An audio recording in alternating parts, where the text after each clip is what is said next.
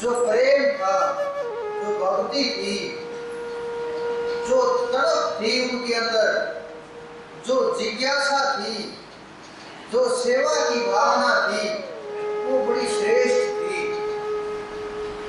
और जो समर्पण था, जो उन्होंने आदेश कर दिया बस कर दिया, जो बोल दिया बस बोल दिया, कोई प्रश्न नहीं, कोई सवाल नहीं, कोई विचार नहीं। लेकिन गोपियों का कुछ अलग ही भाव है। कन्हैया तक को गालियां देते जा रही हैं, रो रो करके कुछ कुछ बोल रही हैं, कुछ कुछ अपनी इच्छाएं पूरी करवाने के लिए कह रही हैं। आश्चर्य है, हर गोपी अपने आप को पूर्ण कर लेना चाहती है।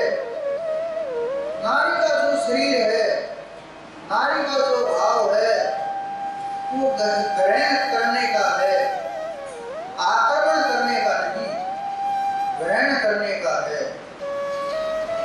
कितना भी कुछ भी हो, पात्र हो सकता है,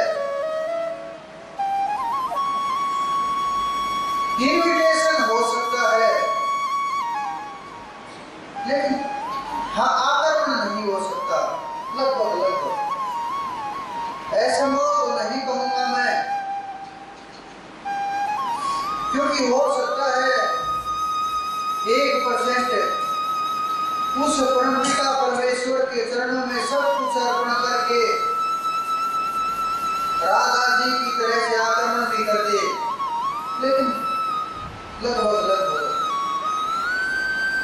तो वो गोपियां सब कुछ पाने के लिए लालायित हो रही हैं, खो जाने के लिए। लेकिन कन्हैया देखते हैं प्रत्येक गोपी, क्योंकि जो कन्हैया जिस गोपी के साथ थे उसको उसी के साथ दिखाई दे रहे थे। जो दूसरा रूप धारण किया था वो दूसरे को दिखाई दे रहा था। ये नहीं था कि सब रूपों में एक को ही दिखाई दे रहे थे, नहीं, सबके लिए एक एक बन करके खड़े हो गए थे।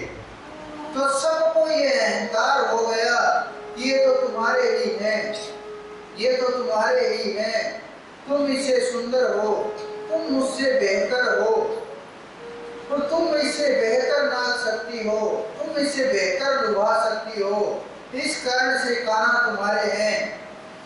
हर गोपी को यही, इसी भाव से। लेकिन उन्होंने देखा वो तो अंतर्यामी हैं,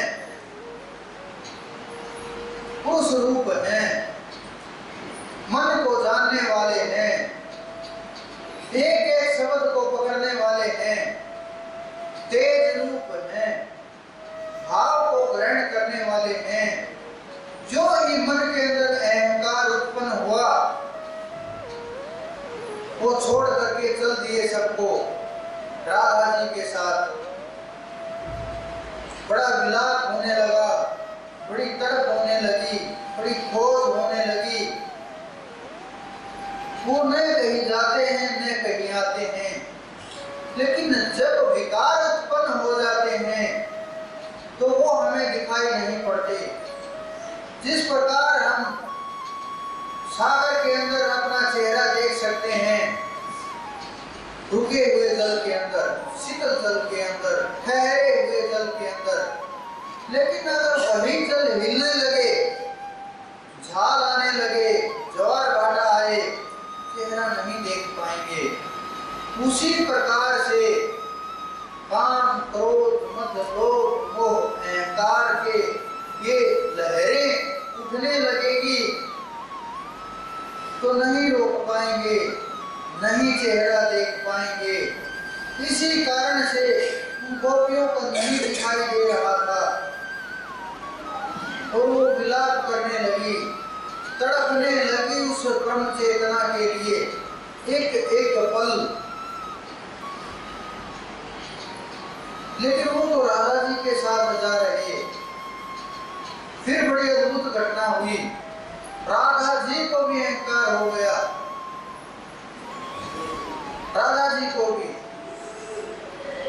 राधा जी को जब अहंकार हुआ तो उन्होंने रास्ते में ही कहा कि मुझसे चला नहीं जा रहा, कान्हा आप मुझे अपने कंधे पर उठा लो। बड़ी आश्चर्य में घटना, बड़ा अद्भुत। कान्हा देख रहे कि इन्हें भी अहंकार हो गया और यहाँ भी प्रभाव हो गया। जो ही बैठे उन्होंने अपना पैर ऊपर उठाया, पैर ऊपर उठाते ही और कान्हा जी वहां से भी चले गए। जब कान्हा जी वहां से गए तो राधा जी भी विलाप करने लगी और वो भी अकेली पड़ गई, क्योंकि जहां जहां अहंकार उत्पन्न होता है वहां से वो दूर होते चले जाते हैं। जहां जहां भाव परिवर्तन होता है उससे वो दूर होते चले जाते हैं। जहां जहां शरणागति पर प्रभाव होता है, जीव अपने आप को पूर्ण रूप से प्रस्तुत कर दे तो फिर वो समय सब कुछ उठा करके ले जाए तो फिर प्रभाव होता है। फिर वो ठाकुर जी हंसता है कि एक बार दे देते हो फिर अपने आप को उठा ले जाते हो, एक बार शरणागत हो जाते हो फिर वापस ले आते हो। बड़ा अद्भुत खेल है ये उस परम चेतना का। फिर रो रो करके विलाप करती हुई गोपियां राधा जी के पास आई। वहाँ राधा जी की अकेली थी। उन्होंने राधा जी से पूछा कि तुम्हारे साथ आए थे लल्ला तो कहाँ गए? इतना रोई, इतना रोई, इतना विलाप किया कि अहंकार भंग हो गया। क्योंकि जब प्रेम पैदा होता है तो अहंकार अपने आप निकल जाता है। कोई भी वस्तु हमें प्राप्त हो जाती है तो उसकी अहमियत कम होती चली जाती है और उसको हम व्यर्थ समझने लगते हैं और ये विचार करने लगते हैं कि ये तो कुछ भी नहीं, मैं तो बहुत बड़ा, बहुत कुछ पाने के योग्य हूँ, बहुत कुछ पा सकता हूँ, मैं तो बहुत बड़ा पात्र हूँ, मुझसे बड़ा पात्र तो इस संसार में कोई नहीं है। इस प्रकार से विचार अंदर में पैदा होने लगते हैं और वही दूषित विचार उस परम चेतना से दूर करने लगते हैं और हम उस परम चेतना से दूर जाते चले जाते हैं और एक दिन बहुत दूर चले जाते हैं। हमें ये अनुभव होता है कि हम उस परम चेतना के बिल्कुल करीब हैं और हम और आगे बढ़ रहे हैं और कोशिश कर रहे हैं, लेकिन वहां नहीं पहुंच पाते, नहीं, वापिस आ जाते हैं। जो ही उनका अहंकार खत्म हुआ, कान्हा जी कहाँ गए? थोड़े ही थे, वो तो वहीं थे। एक पल लगा और वहीं प्रकट हो गए और फिर वही रात का खेल हुआ। फिर समर्पण